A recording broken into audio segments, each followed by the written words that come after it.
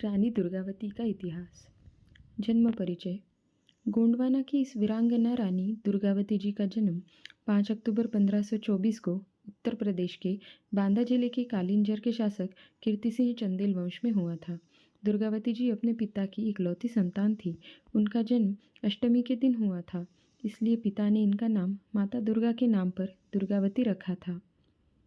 इकलौती संतान होने की वजह से ही रानी दुर्गावती जी अपने राजमहल में सबकी दुलारी थी और उनमें चंचलता और निडरता कूट कूट कर भरी थी। धीरे धीरे इनकी सुंदरता और शौर्य के चर्चे समस्त गोंडवाना में फैलने। अपने बचपन में ही वह अपने पिता के साथ घुड़सवारी और शिकार पर जाती थी। उन्होंने गुरुकुल से अस्त्र शस्त्र की दीक्षा भी ग्रहण की थी। अपने पिता के अत्यधिक नज़दीक होने के कारण रानी दुर्गावती जी ने राजकार्य और राजनीति में भी प्रारंभ से ही निपुणता प्राप्त कर ली थी। वो सर्वगुण संपन्न थी। रानी दुर्गावती जी का वैवाहिक जीवन। रानी दुर्गावती की सुंदरता और शौर्य के चर्चे समस्त भारतवर्ष में फैलते जा रहे थे। इस कारण उनके पिता को उनके विवाह की चिंता सताने लगी।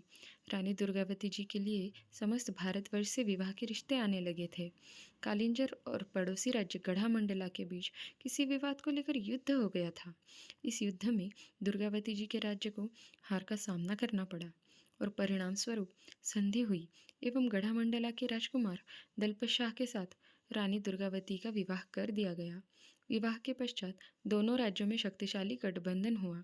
रानी दुर्गावती जी को विवाह के 1 वर्ष बाद पुत्र रत्न प्राप्त हुआ, जिनका नाम नारायण सिंह रखा था। कहते हैं ना कि किस्मत में खुशियों का दौर ज़्यादा समय तक नहीं रहता है। वैसे ही कुछ रानी दुर्गावती जी के साथ हुआ। जब 3 वर्ष बालक नारायण सिंह के पिता दलपत शाह की मृत्यु हो गई थी। इस मुश्किल घड़ी में रानी दुर्गावती जी ने हिम्मत नहीं छोड़ी और अपने नन्हे पुत्र को राज्य का राजा घोषित कर राजकाज अपने हाथों में ले लिया था। रानी दुर्गावती का शासनकाल। सन 1550 में अपने पति दलपत शाह की मृत्यु के बाद रानी दुर्गावती जी ने अपने पुत्र को गद्दी पर बिठाकर खुद राज्य की संरक्षक बन गई। कहते हैं कि उनके दिल में आम जनता के प्रति अपार प्रेम और दया के कारण प्रजा में उनके प्रति बहुत सम्मान व्याप्त हो गया था। रानी दुर्गावती जी ने सिंगौरगढ़ किले को अपनी मुख्य राजधानी बनाया था, किंतु सामरिक दृष्टि से कमजोर होने के कारण उन्होंने अपनी राजनीतिक कौशल से अपनी राजधानी को चौरागढ़ में स्थानांतरित कर दिया। यह किला वर्तमान में नरसिंहपुर जिले में गाडरवारा में है। चौरागढ़ किला चारों ओर से ऊंचे पहाड़ों और जंगलों एवं नदी नालों से घिरा होने के कारण बहुत ही सुरक्षित था। इस कारण दुर्गावती जी की सैन्य शक्ति बहुत सुदृढ़ हो गई थी। वहीं दूसरी ओर शेरशाह सूरी की बुरी नज़र गोंडवाना के विशाल साम्राज्य पर पड़ चुकी थी। कहते हैं रानी दुर्गावती के शासनकाल में गोंडवाना मालवा की स्थिति बहुत अधिक हो गई थी एवं दुर्गावती जी ने अपने राज्य में प्रजाहित कई जगहों पर मंदिरों और भवनों के साथ अपने राज्य में आने जाने वाले राहगीरों के लिए कई धर्मशालाएं भी बनवाई। कुछ समय बाद युद्ध में शेरशाह की मृत्यु हो गई और उसके राज्य पर सुजात खान ने कब्जा कर लिया। सुजात खान बहुत महत्वाकांक्षी शासक था। इसी मंशा के कारण उसने रानी दुर्गावती जी को महिला और कमज़ोर समझकर उनके राज्य पर आक्रमण कर दिया, किंतु वीरांगना दुर्गावती जी के मजबूत इरादों और कुशल नेतृत्व के कारण सुजात खान की पराजय हुई। इस विजय से रानी दुर्गावती जी की कीर्ति और अधिक फैल गई। अकबर का रानी दुर्गावती के राज्य पर आक्रमण। रानी दुर्गावती की कीर्ति आगरा तक पहुंच चुकी थी और उनके बढ़ते प्रभाव के कारण मुगल बादशाह अकबर की नींद भी उड़ चुकी थी, किंतु वीरांगना से बिना बात के युद्ध करना उसे अपनी बहुत बड़ी बेवकूफ़ी लगी, क्योंकि वह जानता था कि एक कमज़ोर महिला समझने की भूल करेगा तो मुँह की खाएगा। अकबर ने कूटनीति चली और रानी दुर्गावती के पास संधि संदेशा भेजा कि वह युद्ध नहीं करना चाहता और उसे दोस्ती के रूप में आपसे आपका प्रिय सफ़ेद हाथी सरमन और आपका वजीर आधार सिंह भेंट स्वरूप चाहिए, वरना मुगल सल्तनत आपसे युद्ध करने को मजबूर हो जाएगा।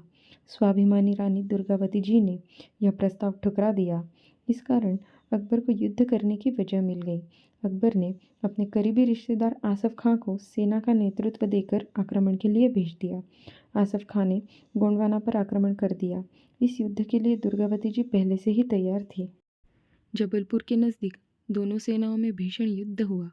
इस युद्ध में मुगलों के पांव उखड़ गए और उनकी सेना युद्ध छोड़कर भाग गई। रानी दुर्गावती का वीर गति को प्राप्त होना। इस हार से अकबर तिलमिला गया था और एक विशाल सेना को तोपखानों के साथ गोंडवाना की तरफ रवाना कर दिया। इस बार मुगल सेना ने अपनी सारी शक्ति इस युद्ध में झोंक दी थी, किंतु रानी दुर्गावती के मजबूत इरादे इस बार कुछ और ही थे। 24 जून 1564 के दिन दोनों सेनाओं में भीषण युद्ध हुआ। दुर्गावती जी और उनकी सेना ने केसरिया धारण कर युद्ध किया। युद्ध में दोनों ओर भारी क्षति हुई। इसी बीच एक तीर रानी दुर्गावती की आंख में आकर लग गया और वह अत्यधिक घायल हो गई। उन्होंने अपने पुत्र को सुरक्षित युद्ध से निकाल दिया। अब वो जान चुकी थी कि मृत्यु निश्चित है, इसलिए अपने सेनापति से कहा कि हमें आखिरी युद्ध करना है। अब गोंडवाना के शेरों ने अपनी तलवारें खींच ली और शाका किया। दुर्गावती जी ने दुश्मन को अपने आप को सौंपने से अच्छा मरना ही समझा, इसलिए अपनी तलवार से ही अपनी गर्दन काटकर इतिहास में अपना नाम सदा के लिए अमर कर लिया। रानी दुर्गावती के बाद राज्य और उनकी समाधि। रानी दुर्गावती जी के वीर गति को प्राप्त होने के बाद भी गोंडवाना और मुगलों के बीच संघर्ष चलता रहा। अकबर कई वर्षों के बाद भी गोंडवाना पर संपूर्ण अधिकार नहीं कर सका था।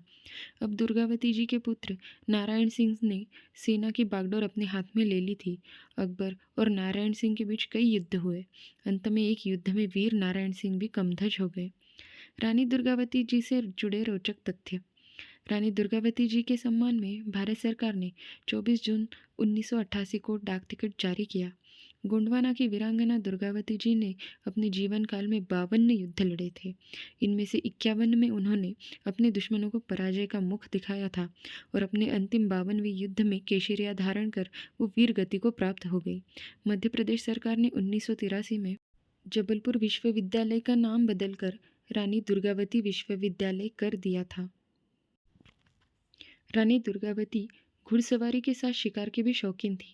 कहते हैं कि शेर दिखाई देने पर जब तक उसका शिकार न कर ले, दुर्गावती जी पानी तक नहीं पीती थी। रानी दुर्गावती जी ने तीनों मुस्लिम शासकों को हार का मुंह चकाया था। एक बार शेरशाह सूरी और फिर आजम खां एवं अंत में अकबर को भी एक बार पराजित कर भागने पर मजबूर कर दिया था। रानी दुर्गावती जी के सम्मान में जबलपुर और मंडला नामक स्थान के मध्य बरेला में आज भी उनकी समाधि बनी हुई है, जिनके आगे हजारों श्रद्धालु नतमस्तक होते हैं।